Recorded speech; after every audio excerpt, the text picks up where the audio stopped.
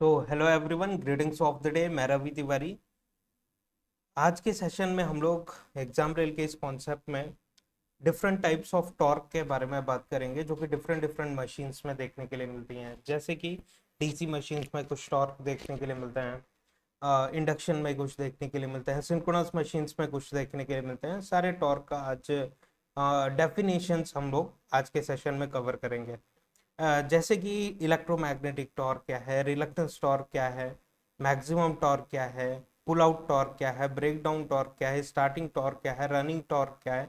इन सारे डेफिनेशंस को आज के सेशन में हम लोग समझने की कोशिश करते हैं, क्योंकि बहुत सारे स्टूडेंट्स को डाउट होता है कि एग्जैक्टली ये होते क्या हैं और कौन से रीजन में किस टॉर्क को क्या कहा जाता है। आज के सेशन में हम लोग कवर करने वाले हैं, राइट। तो हम लोग गेट एकेडमी के चैनल पे हैं एंड आरआरबी जेई 2024 में 7,900 प्लस पोस्ट हैं। गेट एकेडमी का जो कोर्स है both CBT 1 and CBT 2 available है। सीबीटी 1 के लिए जो कैंडिडेट्स इंटरेस्टेड हैं 499 में कोर्सेज को अवेल कर सकते हैं। अदरवाइज सीबीटी 1 एंड सीबीटी 2 दोनों में अगर आपको इंटरेस्ट है गेट एकेडमी के कोर्स में, तो 777 में आप चीज़ों को अवेल कर सकते हैं। नेक्स्ट, जो गेट एस्पिरेंट्स हैं, गेट के लिए प्रिपेयर कर रहे हैं, 2025 के लिए जो प्रिपेयर कर रहे हैं, 222 में आप कोर्सेज को अवेल कर सकते हैं। एंड सॉरी, 222 नॉट, 2,222 रुपीज़ में। एंड गेट 2026 के जो एस्पिरेंट्स हैं वो 4,444 रुपीज़ में। एंड गेट 2027 के जो कोर्सेस हैं वो 6,666 रुपीज़ में आप अवेल कर सकते हैं। ध्यान रखिएगा कि 2026 एंड 2027 के कोर्सेज के साथ अगर आप दोनों में से कोई एक या परचेस करते हैं, तो आपको स्मार्ट कोर्स जो कि गेट एकेडमी के द्वारा डिजाइन कोर्सेज हैं और डोपामाइन कोर्स आप लोगों को फ्री ऑफ कॉस्ट प्रोवाइड किया जाएगा। तो ये एक अच्छी बात है आप लोगों के लिए। गेट एकेडमी के और भी कुछ कोर्सेस अवेलेबल हैं, जैसे कि आरआरबी जेई, एसएससी जेई, जो कि 777 में अवेलेबल है। कैंपस रिक्रूटमेंट ट्रेनिंग प्रोग्राम जो है 777 में अवेलेबल है। ऑल स्टेट जेई एग्जामिनेशन 777 में अवेलेबल है। And smart course and dopamine 555 combo जो है वो 999 में अवेलेबल है। एंड ये इसी के नॉन टेक्निकल सब्जेक्ट्स जितने भी हैं, जैसे कि प्रोजेक्ट मैनेजमेंट, इंजीनियरिंग, ड्राइंग और आईसीटी, इन्वायरमेंटल साइंस, तो ये सारे सब्जेक्ट्स जो भी नॉन टेक्निकल में अवेलेबल हैं वो 777 में आप लोगों को प्रोवाइड किया जाएगा। और भी कॉम्बिनेशनल सब्जेक्ट्स अवेलेबल हैं गेट के, जैसे कि पावर इलेक्ट्रॉनिक्स के साथ इलेक्ट्रिकल मशीन एंड नेटवर्क के साथ डिजिटल इलेक्ट्रॉनिक्स या फिर कंट्रोल सिस्टम। तो ऐसे भी कॉम्बिनेशंस में सब्जेक्ट्स आप परचेस कर सकते हैं। उसके लिए आप लोगों को गेट एकेडमी का जो ऑफिशियल वेबसाइट है वो विजिट करना पड़ेगा। ऑनलाइन टेस्ट सीरीज जो कि गेट 2025 के लिए डिजाइंड है गेट एकेडमी के द्वारा। टॉपिक वाइज टेस्ट उसमें 28 हैं एंड सब्जेक्ट वाइज टेस्ट 12 हैं। बेसिक लेवल के, एडवांस लेवल के 12 टेस्ट हैं again subject wise. And multiple subject test जो कि कॉम्बिनेशन सारे सब्जेक्ट्स को मिला के, मल्टीपल सब्जेक्ट्स को मिला के जो टेस्ट बनाए गए हैं वो 14 टेस्ट हैं। And full length mock test 10 है। टोटल नंबर ऑफ टेस्ट 76 हैं। अगर आप इन 76 टेस्ट के साथ अपना गेट का प्रिपरेशन करते हैं, जो कि वेल डिजाइंड क्वेश्चन है, एग्जैक्टली आपको रेप्लिका मिलेगा ऑफिशियल गेट पेपर का, तो आप अपने प्रिपरेशन को इन टेस्ट के साथ, टेस्ट सीरीज के साथ बहुत अच्छे से बूस्टअप कर सकते हैं। गेट एकेडमी का जो एप्टीट्यूड बुक है उसका क्यूआर कोड आपके स्क्रीन के सामने है। अगर इस क्यूआर कोड को आप स्कैन करते हैं तो आप एप्टीट्यूड की बुक तक पहुंचेंगे। And 222 plus GST available on Google e books. और इसमें न्यूमेरिकल एबिलिटीज के 187 पेजेस है, लॉजिकल रीजनिंग के 192, वर्बल एबिलिटी के 126, स्पेशल एप्टीट्यूड के 16, टोटल नंबर ऑफ पेजेस 521 है, जो कि 521 पेजेस में सारी चीज़ें, सारे topic and topic wise previous 15 year GATE question paper with detail solution cover किया गया है। तो आपके प्रैक्टिस के लिए भी आपको कहीं जाने की ज़रूरत नहीं है। चलिए आज के सेशन में हम लोग डिस्कशन करना स्टार्ट करते हैं। फर्स्ट ऑफ ऑल हम लोग बात करते हैं starting torque and break away torque. Starting torque और break away torque, starting torque को ही हम लोग ब्रेक अवे टॉर्क कहते हैं, राइट। तो स्टार्टिंग टॉर्क मशीन में होता क्या है? स्टार्टिंग टॉर्क देखिएगा, इंग्लिश और हिंदी वर्जन दोनों में अवेलेबल है यहाँ पे। जो स्टूडेंट जिस लैंग्वेज में कंफर्टेबल है वो रीड कर सकते हैं। तो स्टार्टिंग टॉर्क या फिर break away torque is the force needed to get the machine moving from stationary position. This force must be strong enough to overcome the machine inertia and any friction, right. तो इसको समझने की कोशिश करिए कि machine क्या है, stand still position में है। अगर अगर आपके घर का जो सीलिंग फैन है वो भी क्या है, काइंड ऑफ मोटर ही है।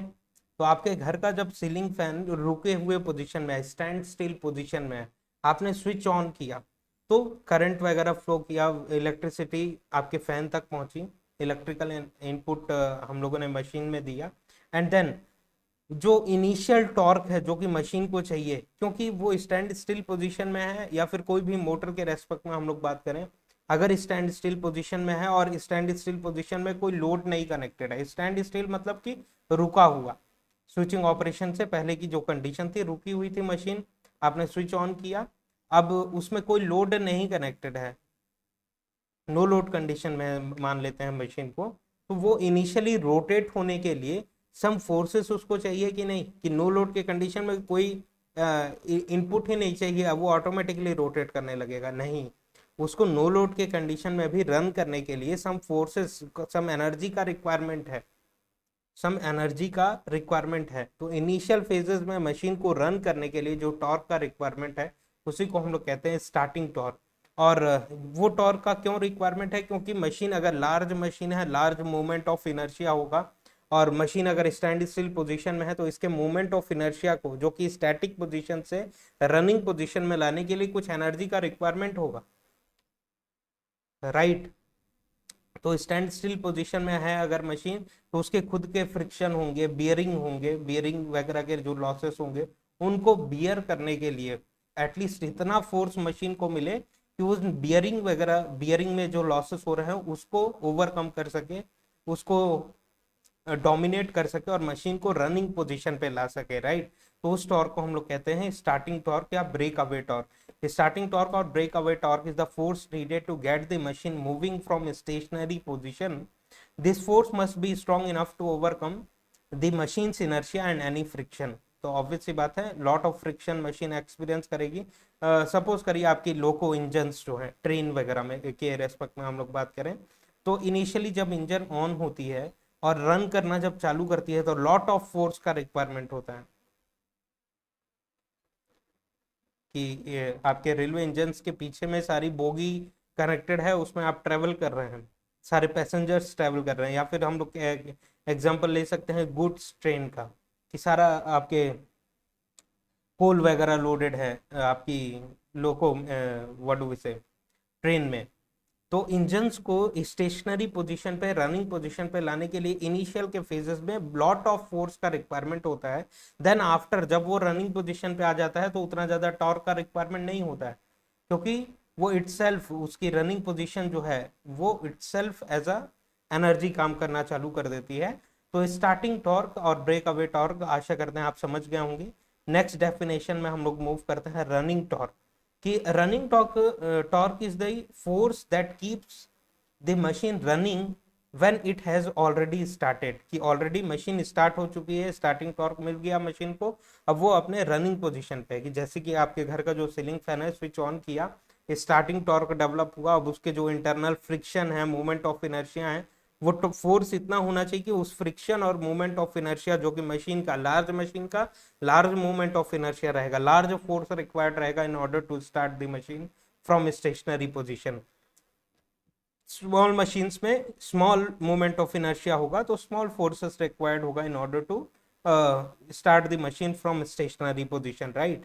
तो मशीन में उतना फोर्स होना चाहिए कि वो इनिशियल फेजेस में उस फ्रिक्शन, बियरिंग और जो भी काइंड ऑफ लॉसेस हैं, या फिर एयर या फ्रिक्शन या विंडेज लॉसेस है, उनको बियर कर सके और मशीन को स्टेशनरी पोजीशन से रनिंग पोजीशन में ला सके। ऐसे फोर्स को, ऐसे टॉर्क को हम लोग स्टार्टिंग टॉर्क कह रहे थे। और मशीन जब स्टेशनरी पोजीशन से रनिंग पोजीशन पे आ जाए तब मशीन जो टॉर्क का बिल्डअप कर रही है उसको हम लोग कहते हैं running torque. Running torque is the force that keeps the machine running when it has already started. It is the normal torque the machine produces when operating at its rated speed, right। कि ये एक normal torque है जो कि machine produce करेगी जब machine उसकी rated speed पे रन कर रही है। देखिए टॉर्क अलग होता है, स्पीड अलग होता है। आशा करते हैं आपने डिटेल सेशन में चीज़ें कवर की होंगी कि रनिंग रेटेड स्पीड क्या है, फुल लोड स्पीड क्या है ना। रेटेड स्पीड को ही हम लोग फुल लोड, रेटेड वैल्यू ही फुल लोड वैल्यू होती है, दोनों में कोई भी डिफरेंसेस नहीं होता है। तो मशीन स्टेशनरी पोजीशन से रनिंग पोजीशन पे आ चुकी है, उस समय जो मशीन में टॉर्क डेवलप हो रहा है उसको हम लोग रनिंग टॉर्क कह रहे हैं। लोड टॉर्क, लोड टॉर्क का क्या मतलब है कि let suppose we take the example of synchronous machine, कि सपोज करते हैं हम लोगों के पास इस तरीके से एन और S poles of stator available है। N pole of stator, let me do the things, N pole of stator, this is S pole of stator, ये stator, S for stator right. और यहाँ पे आपका रोटर रखा हुआ है डिफरेंट कलर से। देखिए ये bull I kind of phenomena जब भी हम लोग ड्रॉ करते हैं ये सिग्निफाई करता है कि मशीन के ऊपर में, स्टेटर के ऊपर में आप लोग देखते होंगे फिजिकल मशीन्स में bull I kind of phenomena रहता है, जिसमें हुकिंग काइंड ऑफ फिनोमिना रहता है। उसके द्वारा मशीन्स को लिफ्ट वगैरह के थ्रू हम लोग लिफ्ट कर सकते हैं राइट, और एक जगह से दूसरे जगह में प्लेस कर सकते हैं। तो वही अरेंजमेंट, उसी स्टेटर अरेंजमेंट को दिखाने के लिए बुल आई हम लोगों ने सिग्निफाई किया हुआ है। बुल आई का ये मतलब हो रहा है कि आपके स्टेटर को रिप्रेजेंट किया जा रहा है, एंड रोटर, रोटर को रिप्रेजेंट करने के लिए हम लोग शाफ्ट की का यूज करते हैं। Just a second.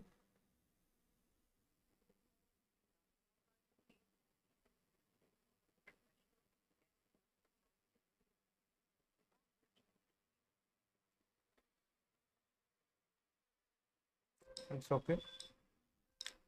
तो वो बुल आई को रिप्रेजेंट करता है। एंड देन रोटर अगर हम लोगों को रिप्रेजेंट करना है तो रोटर डिफरेंट कलर से हम लोग रिप्रेजेंट करते हैं। सपोज करिए रोटर को हम लोगों ने कुछ इस तरीके के पेन से रिप्रेजेंट किया, this is the rotor part. और यहाँ पे S pole of rotor, this is N pole of rotor, कुछ इस तरीके से रिप्रेजेंट किया। और ये जो है इसको हम लोग कहते हैं शाफ्ट की, कि रोटर में अगर डायरेक्टली होल, सर्कुलर होल रखें हम लोग और उसमें शाफ्ट असेंबल करें, तो वहां पे क्या होगा, स्किपिंग काइंड ऑफ फिनोमिना होगा, स्किपिंग फिनोमिना होगा। उस स्लिप स्लिप को रोकने के लिए हम लोग शाफ्ट की का अरेंजमेंट करते हैं, जिसके कारण शाफ्ट अकेले ही ना रोटेट करने लगे, रोटर को साथ में लेके रोटेट करे राइट। तो इसको हम लोग कहते हैं शाफ्ट की, एंड ये बुल आई। शाफ्ट की जहां पे भी ड्रॉ कर दिया वो समझ लीजिए कि रोटर का पार्ट है, और जहां पे बुल आई ड्रॉ कर दिया वो समझ लीजिए स्टेटर का पार्ट है। तो इस चीज को हम लोग समझने की कोशिश करते हैं, कौन सा, लोड टॉर्क राइट। तो हम लोग बात करें कि किसी भी मशीन में देखिए स्टेटर एमएमएफ सपोज कर लेते हैं हम लोग इस डायरेक्शन में रोटेट कर रहा है। आप लोगों ने पढ़ा होगा स्टेटर एमएमएफ क्या है और रोटर एमएमएफ क्या है। स्टेटर एमएमएफ इस डायरेक्शन में रन कर रहा है, this is the omega S speed. Synchronous machine के रेस्पेक्ट में अगर हम लोग बात कर रहे हैं, this is synchronous machine right, उसके रेस्पेक्ट में बात करते हैं। तो ध्यान दीजिएगा कि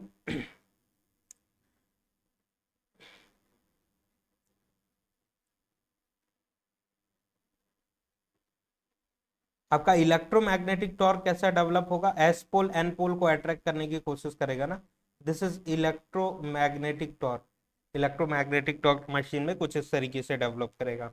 एंड डायरेक्शन ऑफ रोटेशन कैसा होगा मशीन का, कि लेट सपोज कि प्राइम मूवर के थ्रू हम लोग मशीन को इस डायरेक्शन में रन करा रहे हैं। जनरेटर के रेस्पेक्ट में बात कर लेते हैं, सिंक्रोनस जनरेटर के रेस्पेक्ट में। तो इसके शाफ्ट में एक प्राइम मूवर कनेक्टेड है, कि शाफ्ट के साथ प्राइम मूवर असेंबल्ड है, और प्राइम मूवर में स्टीम फ्लो करवा रहे हैं या फिर वाटर फ्लो करवा रहे हैं, जिसके कारण प्राइम मूवर टॉर्क डेवलप होगा। और वो प्राइम मूवर जो कि डायरेक्टली असेंबल्ड है आपके सिंक्रोनस मशीन के शाफ्ट के साथ और रोटर के साथ, तो अगर प्राइम मूवर रन करेगा तो आपका शाफ्ट भी रन करेगा जनरेटर का राइट। तो सपोज करिए प्राइम मूवर टॉर्क इस डायरेक्शन में डेवलप हो रहा है, प्राइम मूवर इस डायरेक्शन में खींचने की कोशिश कर रहा है आपके रोटर को। तो और इलेक्ट्रोमैग्नेटिक टॉर्क क्या है, एस पोल एन पोल को इस डायरेक्शन में अट्रैक्ट करने की कोशिश कर रहा है, जिसको हम लोग कह रहे हैं इलेक्ट्रोमैग्नेटिक टॉर्क। और डायरेक्शन ऑफ रोटेशन किस कैसे होगा, किस डायरेक्शन में होगा मशीन का, डायरेक्शन ऑफ रोटेशन इसी सेम डायरेक्शन में देखने के लिए मिलेगा जिस डायरेक्शन में प्राइम मूवर रन करा रहा है, जिस डायरेक्शन में मूव कराने की कोशिश कर रहा है। तभी जो है मैकेनिकल एनर्जी सिंक्रोनस मशीन्स में एब्जॉर्ब हो पाएगी और इलेक्ट्रिकल एनर्जी डेवलप कर पाएगी। तो ये मैकेनिज्म आपको देखने के लिए मिलता है। अब लोड टॉर्क के बारे में बात करें कि सपोज करिए कि नो लोड के कंडीशन में था मशीन, आपका सिंक्रोनस जनरेटर जो था, सिंक्रोनस जनरेटर के रेस्पेक्ट में हम लोग बात कर रहे हैं, ये क्या था, सपोज कर लेते हैं हम लोग नो लोड कंडीशन में। नो लोड कंडीशन में है तो उस पर्टिकुलर केस में ध्यान देते हैं हम लोग, प्राइम मूवर के थ्रू इनपुट हम लोगों को कितना देना पड़ेगा, नो लोड के कंडीशन में वेरी स्मॉल इनपुट देना पड़ेगा, वेरी स्मॉल इनपुट देना। आपका रोटर कुछ इस तरीके से रखा हुआ है, प्राइम मूवर के थ्रू जो टॉर्क का डेवलपमेंट हो रहा है, स्टीम इनपुट जो सप्लाई कर रहे हैं, नो लोड के कंडीशन में क्या करेंगे, बहुत मिनिमम हम लोग सप्लाई करेंगे। तो बहुत मिनिमम मतलब जो फोर्स डेवलप हो रहा है, बहुत मिनिमम फोर्सेस हम लोगों ने इनपुट दिया हुआ है। अब लोड जो जनरेटर को सप्लाई करना है, कि जो इलेक्ट्रिकल लोड्स कनेक्टेड है, ये जो लोड्स कनेक्टेड है वो लोड वगैरह तो है नहीं, कोई भी लोड, नो लोड के कंडीशन में है मशीन, किसी भी तरीके का रजिस्टर नहीं है, इंडक्टर नहीं है, कैपेसिटर नहीं है, तो आपका सब सिंक्रोनस जनरेटर नो लोड के कंडीशन में होगा। तो कितना प्राइम मूवर इनपुट देना पड़ेगा, सिर्फ और सिर्फ उतना ही प्राइम मूवर इनपुट आपके मशीन में देना पड़ेगा कि वो अपने मोमेंट ऑफ इनर्शिया, जो कि मशीन को इनिशियली रोटेट कराने के लिए जो मोमेंट ऑफ इनर्शिया का रिक्वायरमेंट है, और इसके ये जो शाफ्ट के साथ बियरिंग्स वगैरह कनेक्टेड हैं या फिर रोटर के साथ बियरिंग्स वगैरह कनेक्टेड हैं, air and friction and windage losses जो हैं, इन सारे नो लोड लॉसेस को सप्लाई कर सके, कि तभी तो मशीन स्टेशनरी पोजीशन से रनिंग पोजीशन पे आएगी, राइट। अदरवाइज मशीन रन ही नहीं करेगी।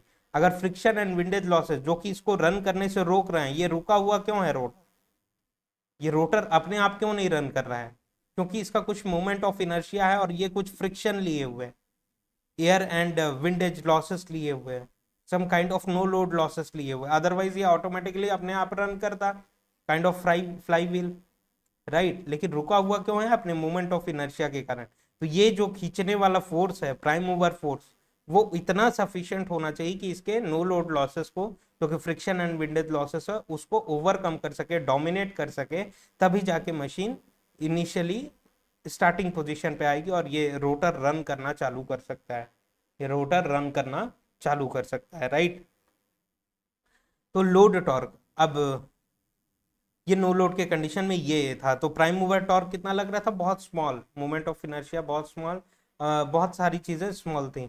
अब जब लोड के कंडीशन में आया, कि जब लोड हम लोगों ने इंक्रीज करना चालू किया, ये रजिस्टर इंडक्टर का कॉम्बिनेशन जनरेटर के टर्मिनल पे इंक्रीज करना चालू किया, तब क्या होगा, तो प्राइम मूवर जो है, प्राइम मूवर टॉर्क ज्यादा सप्लाई करना पड़ेगा, प्राइम मूवर टॉर्क ज्यादा सप्लाई करना पड़ेगा, तो क्या होगा उस पर्टिकुलर पोजीशन में, ये जो स्टेटर एमएमएफ और रोटर के बीच का एंगल है, इस एंगल को ही हम लोग कहते हैं डेल्टा एंगल, इसी एंगल को हम लोग कहते हैं डेल्टा एंगल। तो प्राइम मूवर टॉर्क हम लोगों को ज्यादा सप्लाई करना पड़ेगा, स्टीम पावर इनपुट ज्यादा देना पड़ेगा in order to supply the electrical load. तो प्राइम मूवर टॉर्क अगर हम लोग ज्यादा सप्लाई कर रहे हैं, तो उस पर्टिकुलर कंडीशन में एन पोल ऑफ स्टेटर यहाँ पे है, एस पोल ऑफ रोटर यहाँ पे है, प्राइम मूवर टॉर्क ज्यादा सप्लाई कर रहे हैं, तो ये डेल्टा एंगल क्या होगा, बढ़ता चला जाएगा, राइट। डेल्टा एंगल क्या होगा, बढ़ता चला जाएगा। और इन दोनों के बीच में अट्रैक्शन तो है, एस पोल एन पोल को अट्रैक्ट, इलेक्ट्रोमैग्नेटिक टॉर्क अट्रैक्ट करने की कोशिश करेगा, और प्राइम मूवर टॉर्क जो है हम लोग अगर ज्यादा देते हैं, तो इन दोनों के बीच में अट्रैक्शन तो हो रहा है, इस डायरेक्शन में बैक टॉर्क तो डेवलप हो रहा है, लेकिन ये डेल्टा एंगल इंक्रीज होता चला जाएगा। तो इसी चीज को कहते हैं लोड टॉर्क, कि लोड अगर इंक्रीज करते हैं हम लोग, तो लोड कुछ अपना इस डायरेक्शन में फोर्स अप्लाई करेगा ना, kind of prime mover kind of, right. और मोटर्स के टर्म्स में बात करें तो इसका जस्ट अपोजिट, मोटर्स में आप लोगों को मालूम है कि एन पोल यहाँ पे होता है, एस पोल यहाँ पे, और मोटर्स में ये जो रोटर होता है वो बिहाइंड दी स्टेटर एमएमएफ होता है। और जनरेटर के रेस्पेक्ट में आप लोगों को मालूम होना चाहिए कि एन और S poles of the rotor जो होते हैं वो अहेड ऑफ स्टेटर एमएमएफ होते हैं, ये रोटर के रेस्पेक्ट में हम बात करें तो S pole of rotor, N pole of rotor, तो ये सिंक्रोनस मोटर को रिप्रेजेंट कर रहा है, सिंक्रोनस मोटर को रिप्रेजेंट कर रहे हैं, राइट। तो अगर सपोज करिए स्टेटर एमएफ इस डायरेक्शन में रन कर रहा है ओमेगा एस स्पीड से, और rotor S pole N pole को अट्रैक्ट करने की कोशिश करेगा, दिस इज इलेक्ट्रोमैग्नेटिक टॉर्क। और डायरेक्शन ऑफ रोटेशन क्या होगा, डायरेक्शन ऑफ रोटेशन भी इसी सेम डायरेक्शन में होगा शाफ्ट का। क्यों, क्योंकि एस पोल एन पोल को अट्रैक्ट करने की कोशिश कर रहा है। और आपके सिंक्रोनस मोटर में तो प्राइम मूवर वगैरह कोई फिनोमिना नहीं होता है, लोड टॉर्क जो होगा वो इस डायरेक्शन में होगा, लोड टॉर्क की मैकेनिकल लोड्स जो हैं in terms of synchronous motor कैसा लोड होगा, इलेक्ट्रिकल लोड होगा क्या, मैकेनिकल लोड्स होंगे। तो देखिए नो लोड कंडीशन में है तो मशीन हैप्पीली रन करेगी, नो लोड। एग्जांपल लेते हैं कि आप बाइसिकल रन कर रहे हैं, नो लोड कंडीशन में है, केवल आप बैठे हुए हैं, आपके बैक सीट पे कोई बैठा हुआ नहीं है, तो आप थोड़ा सा भी पैडल करेंगे तो बहुत दूर तक जाएंगे और हायर स्पीड पे आप रन कर सकते हैं। अभी आपके बैक सीट में कोई भी लोड नहीं है, अब आपका फ्रेंड आता है आपके बैक सीट में बैठ जाता है, तो आपकी स्पीड जो कि नो लोड कंडीशन में थी, हाई स्पीड पर आप रन कर रहे थे, स्पीड आपकी डाउन हो जाएगी। एंड देन जब फिर से लोडिंग इंक्रीज करेंगे हम लोग, तो अगेन जो है आपकी स्पीड फिर से, आप पैडल तो कर रहे हैं, उतना ही फोर्स प्राइम मूवर इनपुट लगा रहे हैं, पैडल कर रहे हैं, इनपुट दे रहे हैं मशीन में, लेकिन आपकी स्पीड वो उस पोजीशन पे नहीं रहेगी, उससे स्लाइटली और ज्यादा रेड्यूस हो जाएगी। दो लोग और आके बैठ गए, लोडिंग इस तरीके से इंक्रीज हो रही है, तो एक पोजीशन आएगा कि आप पैडल तो कर रहे हैं, फोर्स तो इनपुट तो दे रहे हैं, लेकिन वो इनपुट उतना सफिशिएंट नहीं है कि उस लोड टॉर्क को बियर कर सके। ऑब्वियसली बात है, क्योंकि लोड जो हो गया है वो डोमिनेटिंग हो गया है आपके मशीन के इलेक्ट्रोमैग्नेटिक कैपेसिटी पे, इलेक्ट्रोमैग्नेटिक टॉर्क पे। सिमिलरली कि अगर मशीन नो लोड के कंडीशन में है तो इस डायरेक्शन में कुछ खींच नहीं रहा है, कोई भी फोर्स खींच नहीं रहा है मशीन को, तो इलेक्ट्रोमैग्नेटिक टॉर्क डेवलप हो रहा है, ये इस डायरेक्शन में रन कर रहा है, ये इसको लैच करता हुआ, अट्रैक्ट करता हुआ, क्योंकि इलेक्ट्रोमैग्नेटिक टॉर्क एस और एन पोल एक दूसरे को अट्रैक्ट कर रहे हैं, ये इसको पीछे पीछे इस डायरेक्शन में रन करने की कोशिश करेगा करेगा ओमेगा एस स्पीड के साथ रन करेगा, सिंक्रोनस स्पीड के साथ। अब क्या होगा कि लोड आपने कनेक्ट किया, जैसे ही लोड कनेक्ट किया, कुछ कोई फोर्स जो है वो इस डायरेक्शन में खींचने की कोशिश कर रहा है, राइट, इस डायरेक्शन में खींचने, लेकिन आपका इलेक्ट्रोमैग्नेटिक टॉर्क जो है वो डोमिनेटिंग है, वो इस लोड को बियर करने के कैपेबल है, तभी एस पोल एन पोल को अट्रैक्ट करेगा, इलेक्ट्रोमैग्नेटिक टॉर्क इस डायरेक्शन में होगा, और ये continue to run in this direction होगा, continue to run in this direction. अब लोड और इंक्रीज हो गया, चार बंदे और आपके बाइसिकल में आके बैठ गए, तो लोड लोड टॉर्क का रिक्वायरमेंट अगर बढ़ गया, आपकी मशीन उतना कैपेबल नहीं है इलेक्ट्रोमैग्नेटिक टॉर्क डेवलप करने के लिए, इधर से फोर्स तो मिल रहा है लेकिन उतना सफिशिएंट फोर्स नहीं मिल रहा है कि इसको इस डायरेक्शन में ले जा सके, क्योंकि इस डायरेक्शन में खींचने वाला फोर्स ज्यादा है। तो उस पर्टिकुलर कंडीशन में क्या होगा, मशीन आपकी स्टॉप कर जाएगी, स्टॉप पोजीशन में आ जाएगा मशीन। तो ये कॉन्सेप्ट होता है लोड टॉर्क का। तो लोड का मतलब आप समझ गए होंगे, लोड टॉर्क कैसा होता है मशीन में। तो load torque is the force required to move the load that the machine is driving. Load torque is the force required to move the load that the machine is driving. It ensures it ensures the connected object or system keeps moving as expected. कि load torque क्या expect करेगा आपकी machine से, कि machine जैसी run कर रही थी नो लोड के कंडीशन में, वैसे ही हमको लेके आपके फ्रेंड्स क्या एक्सपेक्ट करेंगे आपसे, कि आप नो लोड कंडीशन में जैसे पैडल कर रहे थे और बाइसिकल मूव करा रहे थे, लोड आ जाने के बाद भी आप वैसे ही इनपुट प्रोवाइड करेंगे और मशीन को आगे बढ़ाते रहेंगे, राइट। तो लोड टॉर्क का मतलब आप समझ गए होंगे। नेक्स्ट हम लोग बात करते हैं torque at no load. No load की कंडीशन में कैसा टॉर्क होगा, दिस टॉर्क नो लोड की कंडीशन में उतना ही केवल टॉर्क मशीन को चाहिए जो कि friction and windage losses bear कर सके। This torque is the small force produced when the machine is running without any load. अच्छा, नो लोड के कंडीशन में कि मशीन रनिंग पोजीशन पे है और सडनली लोड रिमूव कर दिया गया, कि जैसे कि हम लोग बात करें पेपर मिल वगैरह में, या फिर जो वुड क्राफ्टिंग इंडस्ट्रीज होती हैं, कि बड़े बड़े वुड्स ले आके मशीन्स के सामने रख दिए गए हैं, वुड कटिंग इंडस्ट्री है, और ऑल ऑफ अ सडन कि आरा मशीन वगैरह में आपने देखा होगा कि मशीन रन कर रही है और वुड रखा हुआ है, वो वुड को कट कर रही है, ये अभी क्या है, नो लोड कंडीशन में है। अब इसके टच में आई तो लोडेड कंडीशन में आई, अब सडनली कट कर लेती है तो फिर से किस पोजीशन में आ जाएगी, लोडेड कंडीशन से इमीडिएटली नो लोड कंडीशन में आ जाएगी। तो इस तरीके से तो मशीन रन कर रही थी और नो लोड के कंडीशन में है। This torque is a small force produced when the machine is running without any load, कि किसी भी लोड के बगैर मशीन रन कर रही है, it is just enough to overcome internal resistance like friction. तो ये मतलब समझ में आ गया होगा आपको।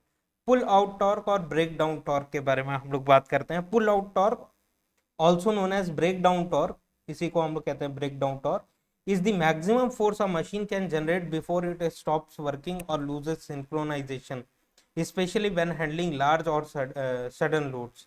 कि आपके बाइसिकल में ऑल ऑफ अ सडन आके 10 लोग बैठ गए पीछे, तो आप कैपेबल हैं क्या मशीन को, आपके बाइसिकल को फर्दर मूव करा सके? नहीं, कि आपकी कैपेसिटी खत्म हो गई, आप जो इनपुट लगा रहे हैं वो इनपुट फोर्स कैपेबल नहीं है कि उस लोड और टॉर्क को बियर कर सके। Similarly in machine, electrical machines के रेस्पेक्ट में बात करें कि यहाँ से खींचने वाला जो फोर्स है, ये लोड फोर्स जो है, लोड टॉर्क जो है, वो अगर डोमिनेटिंग हो गया इस इलेक्ट्रोमैग्नेटिक टॉर्क जो मशीन डेवलप कर रही है, तो उस पर्टिकुलर कंडीशन में मशीन क्या हो जाएगी, स्टॉप हो जाएगी। तो अब डेफिनेशन को पढ़िएगा। ब्रेक डाउन टॉर्क क्या होता है? Pull out torque also known as breakdown torque is the maximum force a machine can generate, जितना मैक्सिमम टॉर्क आप मशीन की, जितने ज्यादा से ज्यादा कैपेसिटी आप लेके चल सकते हैं, आपके बैक कैरियर में बैठे हुए 4 बंदों को आप झेल सकते हैं, या फिर 5 बंदों को लेके सस्टेन कर सकते हैं और अपनी बाइसिकल को फर्दर मूव करा सकते हैं। तो मैक्सिमम टॉर्क क्या होगा बिफोर मशीन स्टॉप, की सपोज करिए 10 बंदे बैठ गए तो आपकी मशीन क्या हो गई, स्टॉप हो गई, आप बाइसिकल नहीं रन करा सकते। लेकिन जब 9 बंदे बैठे हुए थे तब तक आप प्रैक्टिस किए, अब तक आप कोशिश किए कि हाँ अभी भी मैं बाइसिकल को अभी आगे बढ़ा सकता हूँ, फर्दर मूव कर सकता हूँ। तो 9 वाले बंदों का जो लोड हुआ वो मैक्सिमम टॉर्क हुआ और पुल आउट टॉर्क हुआ बिफोर ब्रेक डाउन। अब 10 बंदे बैठ गए तो मशीन आपकी क्या हो गई, ब्रेक डाउन पॉइंट पे आ गई, कि अब मशीन फर्दर मूव नहीं कर सकती है। तो pull out torque also known as breakdown torque is the maximum force that machine can generate before it stops. तो यहाँ पे ध्यान देने वाली बात यह है, बिफोर इट स्टॉप्स, कि स्टॉप होने से पहले कितना मैक्सिमम टॉर्क मशीन झेल सकती है। वर्किंग और लूजेस सिंक्रोनाइजेशन, कि अदरवाइज क्या होगा कि मशीन सिंक्रोनाइजेशन लूज कर देगी या फिर स्टॉप हो जाएगी, स्पेशली व्हेन हैंडलिंग लार्ज और सडन लोड्स, या कोई सडन लोड्स आ जाते हैं या फिर लार्ज लोड्स हैं तो उस पर्टिकुलर पोजीशन में ये देखने के लिए मिलता है मशीन्स में। नेक्स्ट डेफिनेशन है full load torque. Full load torque is the force produced when the machine is working at its full capacity, कि मशीन अपने फुल कैपेसिटी पे रन कर रही है, फुल लोड रेटेड कैपेसिटी पे रन कर रही है, उस पर्टिकुलर कंडीशन में कितना मशीन टॉर्क डेवलप कर रही है। Full load torque is the force produced when the machine is working at its full capacity, it represents how much torque the machine needs to handle its maximum load, how much torque the machine needs to handle its maximum load, right? कि full load के condition में जो machine run कर रही है उस particular position पे rated capacity पे कितना टॉर्क का डेवलपमेंट हो रहा है, उसको फुल लोड टॉर्क कहेंगे। कि आपने इंडक्शन मशीन में देखा होगा कुछ इस तरीके से टॉर्क स्पीड कैरेक्टरिस्टिक होता है, इंडक्शन मशीन का टॉर्क स्पीड कैरेक्टरिस्टिक से आप परिचित होंगे। तो मशीन यहाँ पे स्पीड क्या होती है, N is equal to zero, N R की स्पीड क्या होती है, N R is equal to zero. Speed इस डायरेक्शन में इंक्रीज करती है और इंक्रीज करके किसको रीच करने की कोशिश, एन आर एन एस को रीच करने की कोशिश करता है, राइट? सिंक्रोनस स्पीड ये है। तो मशीन यहाँ पे कैसी थी, स्टैंड स्टिल पोजिशन में थी, स्टैंड स्टिल पोजिशन में थी। ये यहाँ पे कैसा था, आपका स्टार्टिंग टॉर्क का डेवलपमेंट हुआ, इस तरीके से मशीन रन करके फाइनली जो है उसका कैरेक्टरिस्टिक ऐसा देखने के लिए मिल रहा है। अब लोड टॉर्क मैं ड्रॉ कर रहा हूँ कि कुछ ऐसा लोड टॉर्क दिया, ये क्या है, लोड टॉर्क। राइट। और ये ग्रीन वाला कलर का पेन क्या रिप्रेजेंट कर रहा है, इलेक्ट्रोमैग्नेटिक टॉर्क। दोनों एक दूसरे को इंटरसेक्ट कहाँ पे कर रहे हैं, इस पर्टिकुलर पॉइंट पे कर रहे हैं। तो फाइनल सेटलिंग पॉइंट क्या होगा, इस लोड को बियर करने के लिए मशीन का फाइनल सेटलिंग पॉइंट क्या होगा, यहाँ पे होगा। तो ये रीजन जो होगा, इसी रीजन को हम लोग कहते हैं ऑपरेटिंग रीजन।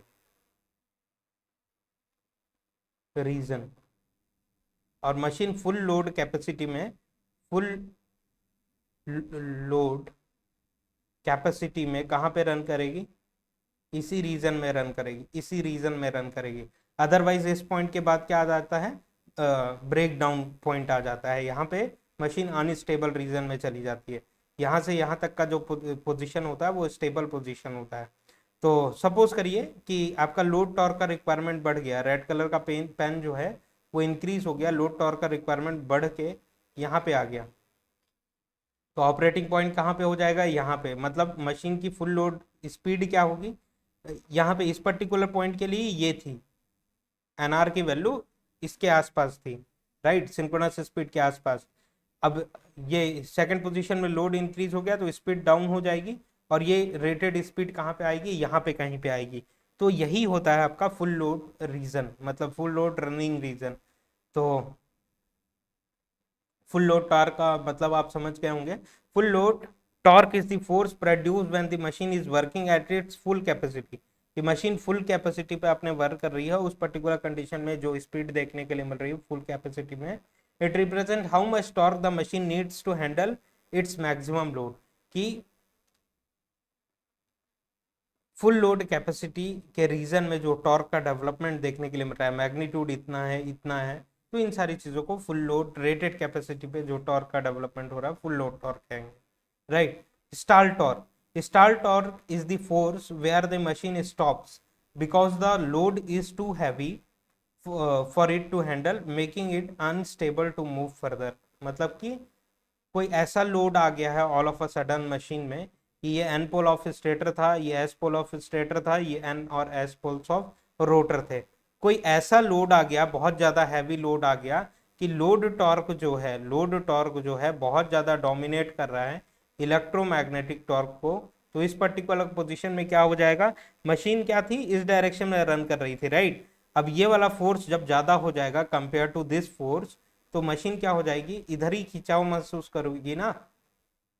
और इलेक्ट्रोमैग्नेटिक टॉर्क सफिशिएंट नहीं, इन दोनों के बीच में अट्रैक्शन तो है, लेकिन वो सफिशिएंट नहीं है कि इस फोर्स को अपोज कर सके। तो उस पर्टिकुलर कंडीशन में मशीन आपकी क्या हो जाएगी, स्टॉल हो जाएगी, स्टॉप हो जाएगी। इसी टॉर्क को हम लोग कहते हैं स्टॉलिंग टॉर्क, कि उस पर्टिकुलर पोजीशन पे मशीन स्टॉप हो जाएगी। Stall torque is the force where the machine stops because the load is too heavy for it to handle, making it unstable to move further. Machine unstable हो गई, अब further move नहीं कर सकती, right. Locked rotor torque, locked rotor torque is the force generated when the machine's rotor is locked and cannot spin. It is critical for assessing how well the machine can start. तो locked rotor torque के बारे में हम लोग बात करें कि जो कि आप लोग शॉर्ट सर्किट टेस्ट करते हैं इन केस ऑफ ट्रांसफॉर्मर, तो वैसे ही इंडक्शन मशीन में भी ब्लॉक्ड रोटर टेस्ट होता है। ब्लॉक्ड रोटर टेस्ट कि रोटर के शाफ्ट को आपने पुली के हेल्प से ब्लॉक करके रख लिया हुआ है। आपने ये टेस्ट अपने लेबोरेटरीज में भी परफॉर्म किया होगा कि जो शाफ्ट होता है उसको पुलिस के हेल्प से हम लोग स्क्रूज वगैरह से बेल्ट अरेंजमेंट करके टाइट कर देते हैं, एकदम लॉक कर देते हैं, एंड देन मशीन को रन करते हैं। नॉट मशीन में इलेक्ट्रिकल इनपुट सप्लाई करते हैं, नॉट द रेटेड कैपेसिटी। अगर रेटेड कैपेसिटी लॉक्ड रोटर के टेस्ट में हम लोग सप्लाई करते हैं तो मशीन मेल्ट हो जाएगी, राइट। कंडक्टर्स फेलियर हो जाएंगे, बियरिंग्स वगैरह मेल्ट आउट होना चालू हो जाएंगी, इतना हीट जनरेट होगा। तो इसीलिए हम लोग क्या करते हैं, लेस देन रेटेड कैपेसिटी हम लोग सप्लाई करते हैं। Locked rotor torque is the force generated when the machine's rotor is locked and cannot spin. तो उस लॉक्ड पोजीशन में कि वो बुली या फिर belt kind of arrangement actually है क्या, लोड ही तो है कि लोड हम लोग इंक्रीज करते गए, इंक्रीज करते गए, जैसे जैसे आप लोड इंक्रीज करते चले जा रहे हैं, मशीन रन कर रही थी, अब थोड़ी लेस स्पीड से रन कर रही है।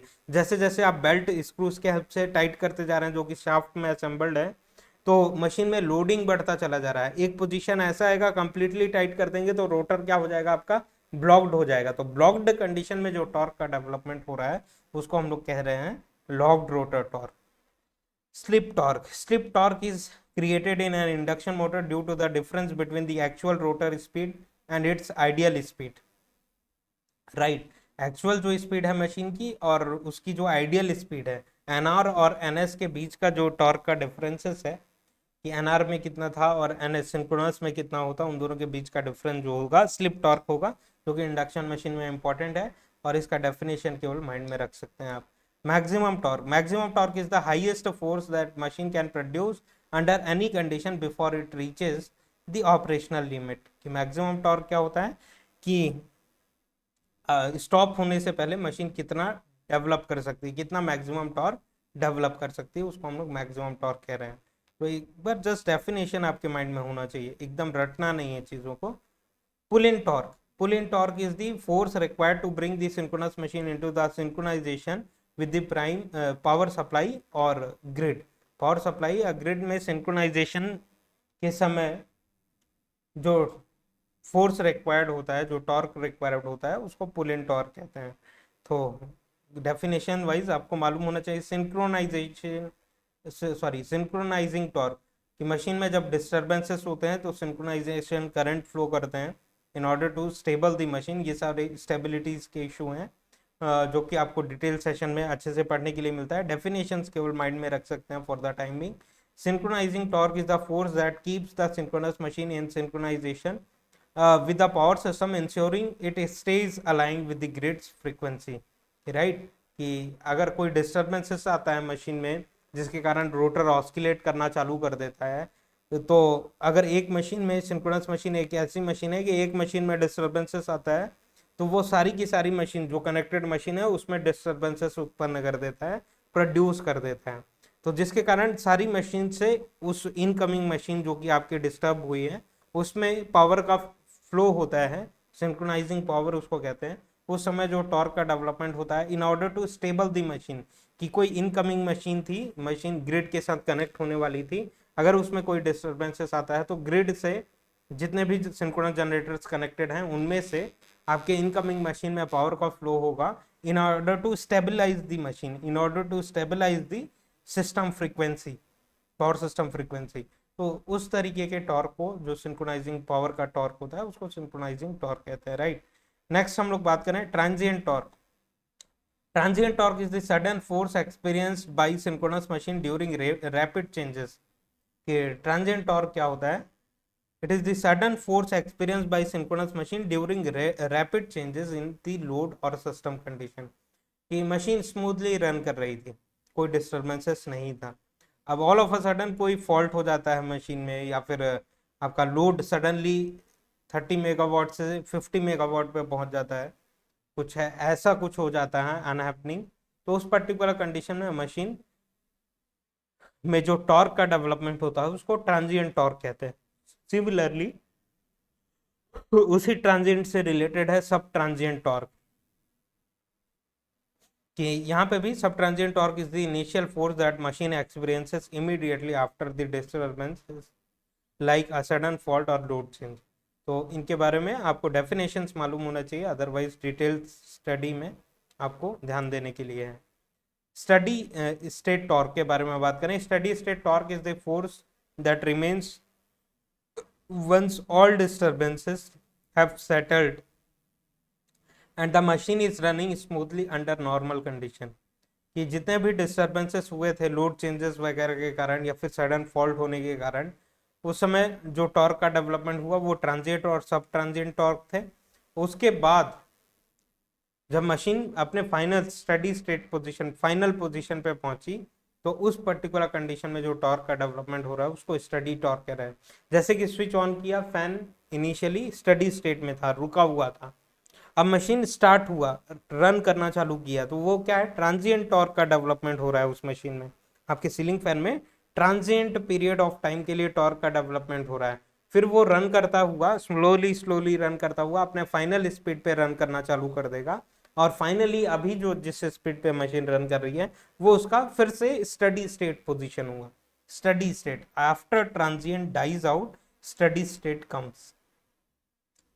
पुल अप टॉर्क के बारे में बात, refers the minimum torque that the motor develops while accelerating from standstill to its rated speed.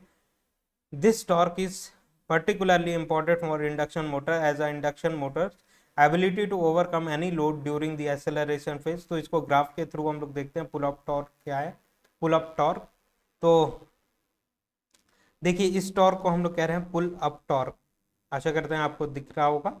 इसको हम लोग कहते हैं पुल अप टॉर्क की मशीन क्या हुई, N R is equal to, यहाँ पे क्या है, N R is equal to 0 है। अब ये रन करता हुआ इस तरीके से स्पीड इंक्रीज होती चली जा रही है, और finally N R is equal to यहाँ पे एन एस के बराबर देखने के लिए मिलेगा इस पर्टिकुलर पॉइंट पे, राइट।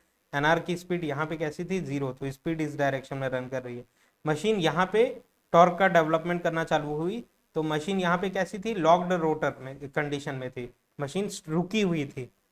तो यहाँ पे भी जो टॉर्क का डेवलपमेंट होगा इसी को हम लोग कह सकते हैं स्टार्टिंग टॉर्क, स्टार्टिंग टॉर्क और लॉक्ड रोटर टॉर्क, राइट। फिर मशीन इस तरीके से ऑपरेटिंग पॉइंट कैसा शिफ्ट होगा, ऐसा ऐसा शिफ्ट होता हुआ ये पूरा का पूरा कैसा होता है, अनस्टेबल रीजन होता है ना, अनस्टेबल रीजन। यहाँ पे मशीन स्टेबल नहीं होगी, फाइनली स्टेबल कैसे होगी, इस रीजन में होगी स्टेबल। आपने स्टेबिलिटी में पढ़ा होगा इसके बारे में कि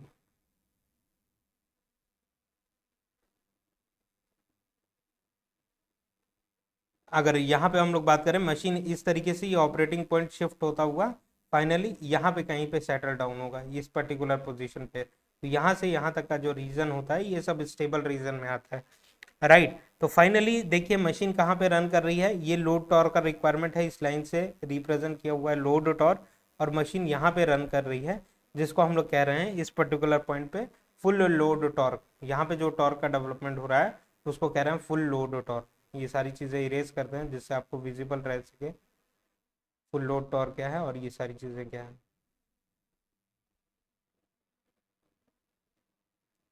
तो ये locked rotor torque, pull up torque, maximum torque कितना डेवलप कर सकती है मशीन, इतना, एंड फुल लोड टॉर्क कितना डेवलप कर रही है, इतना। फुल लोड रेटेड कैपेसिटी इतना टॉर्क का डेवलपमेंट मशीन कर रही है, और इस पर्टिकुलर कंडीशन में रेटेड स्पीड कितनी है, आपके सिंक्रोनस स्पीड के नियर बाई स्पीड देखने के लिए मिल रही है। तो ये torque speed characteristic of induction motor था। एक और डेफिनेशन आता है आपके माइंड में, रिलक्टेंस टॉर्क।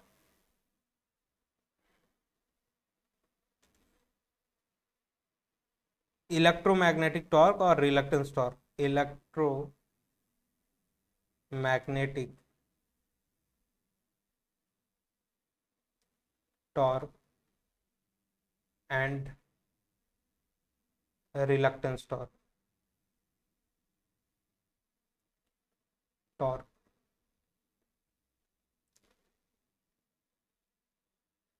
राइट। तो इसको समझ लेते हैं हम लोग इलेक्ट्रोमैग्नेटिक टॉर्क क्या है। ध्यान देते हैं यहाँ पे एक अरेंजमेंट ड्रॉ कर लेते हैं हम लोग।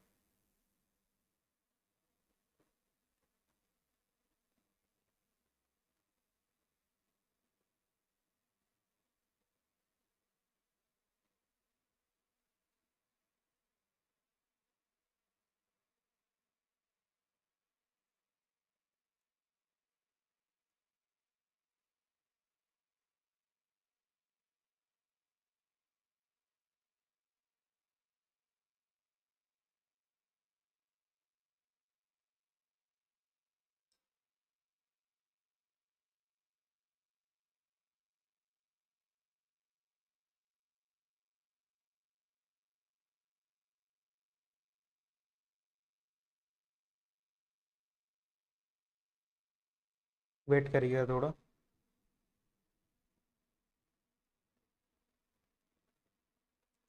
चलिए रफली ड्रॉ करते हैं हम लोग।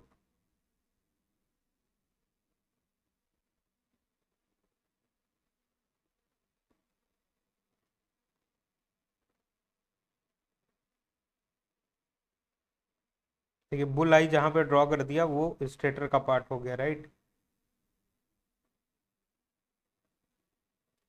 N pole of stator, this is S pole of stator, and rotor कुछ इस तरीके से है।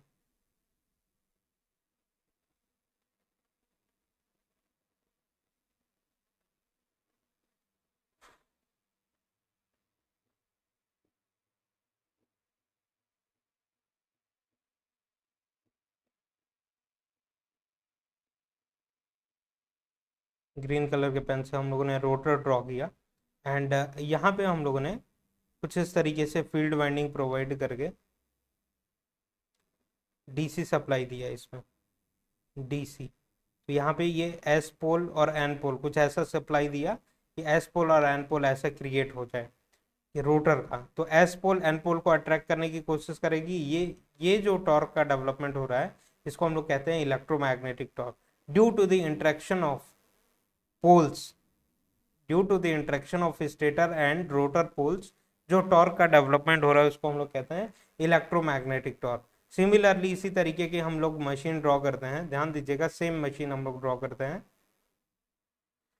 कि यहाँ पे एन पोल है आपके स्टेटर का, this is S pole of stator, और रोटर हम लोगों ने यहाँ पे रखा हुआ है कुछ इस डायरेक्शन, राइट। रोटर कुछ ऐसा रखा हुआ है, और ये एस पोल है और ये एन पोल है। शॉर्ट में देख लेते हैं हम लोग। तो ध्यान दीजिएगा ब्लैक कलर के पेन से ये रोटर वाला है, राइट। तो यहाँ पे हम लोग एन और एस पोल्स को रिमूव करते हैं कुछ इस तरीके से, रोटर रोटर केवल ड्रॉ किया हुआ है। जस्ट अ सेकेंड,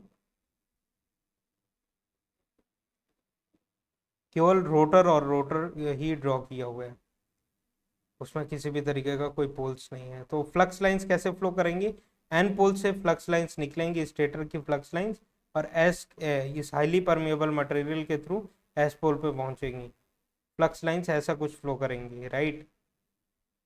क्यों? क्योंकि ये जो रेड कलर के पेन से हम लोगों ने ड्रॉ किया हुआ है ये ऑब्वियस सी बात है हाईली परमेबल मटेरियल के थ्रू बनाया हुआ है।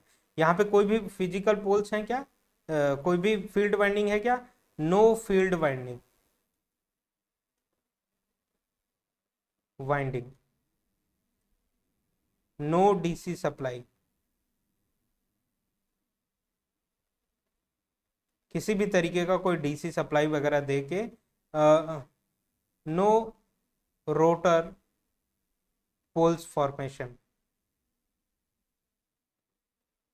कोई भी, जब डीसी सप्लाई नहीं दी है तो एन और एस पोल्स बनेंगे क्या? नहीं बनेंगे। तो ये क्या है? केवल और केवल हाईली परमेबल मटेरियल, और फ्लक्स लाइंस स्टेटर की अपना पाथ ऐसे फ्लो करवा रही है। फ्लक्स लाइंस कैसे बिहेव करती हैं? स्ट्रेच्ड रबर बैंड्स की तरह बिहेव करती हैं। फ्लक्स जो होती हैं वो स्ट्रेच्ड रबर बैंड्स की तरह वर्क करती हैं, स्ट्रेच्ड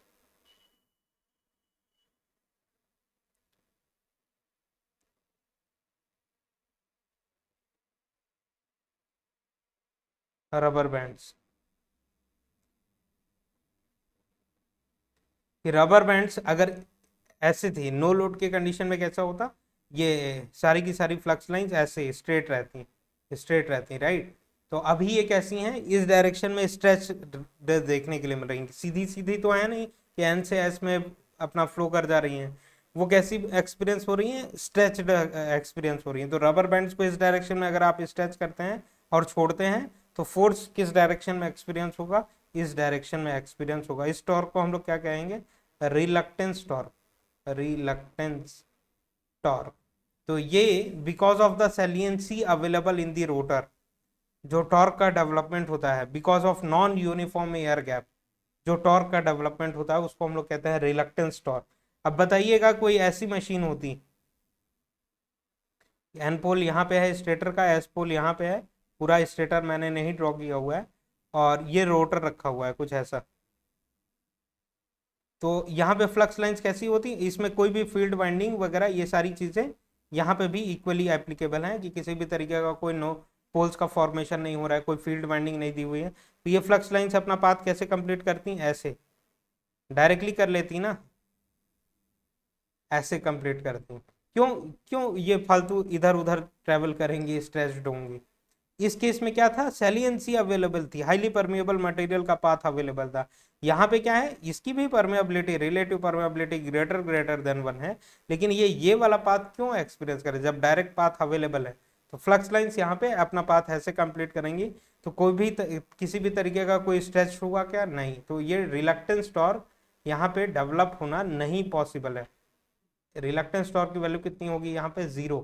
तो ये कैसा था, सिलेंड्रिकल रोटर, सिलेंड्रिकल रोटर था। सिलेंड्रिकल मशीन में रिलक्टेंस टॉर्क नहीं पॉसिबल है। ये कैसा मशीन था, ये सैलिएंट मशीन था। सैलिएंट मशीन में रिलक्टेंस टॉर्क का डेवलपमेंट पॉसिबल है, राइट। तो आप समझ गए होंगे कि किसी भी तरीके का कोई फील्ड वाइंडिंग नहीं है, फील्ड पोल्स का फॉर्मेशन नहीं हुआ है रोटर में, तब भी किसी रीजन की वजह से टॉर्क का डेवलपमेंट हो रहा है, उस टॉर्क को हम लोग रिलक्टेंस टॉर्क कह रहे हैं। किस रीजन की वजह से, बिकॉज ऑफ द सैलियंसी और नॉन यूनिफॉर्मिटी इन दी एयर गैप। इसका कंप्लीट वर्जन अगर स्टेटर का ड्रॉ करें तो कुछ इस तरीके से हम लोग ड्रॉ कर सकते हैं, नो इश्यूज। एन पोल यहाँ पे है, एस पोल यहाँ पे है, और स्टेटर का फॉर्मेशन कुछ इस तरीके से है। आशा कर रहे हैं आप समझ रहे होंगे चीज़ों को। और ये bull I kind of arrangement है, ये स्टेटर वाला पार्ट हो गया, स्टेटर, और रोटर वाला जो पार्ट है वो कुछ इस तरीके से है, राइट। अब आपको क्लियर हो रहा होगा कि स्टेटर और रोटर में किस तरीके से एन और एस पोल्स इस डायरेक्शन में फ्लो एक्सपीरियंस करेंगे, तो रिलक्टेंस टॉर्क कैसा डेवलप होगा इस डायरेक्शन में, राइट। तो आशा करते हैं आपको अंडरस्टैंडिंग क्लियर हो ही होगी reluctance torque and steady state, sorry, electromagnetic torque में डिफरेंसेस समझ में आया होगा, और सारे डेफिनेशन आज के सेशन में हम लोगों ने कवर किया, जो कि ब्यूटीफुल अंडरस्टैंडिंग थी। आप सारी चीज़ों को रट के मत रखिए, जस्ट एक बार रीड करिए, माइंड में रखिए कि कौन सा टॉर्क कहाँ पे होता है, किस तरीके के टॉर्क होते हैं मशीन्स में। जो जनरल नेमिंग थी वो सारी चीज़ें हम लोगों ने कवर किया। नेक्स्ट सेशन में अगेन हम लोग मिलते हैं किसी ब्यूटीफुल कॉन्सेप्ट के साथ, तब तक के लिए धन्यवाद। अच्छे से प्रिपेयर करिए, थैंक यू वेरी मच।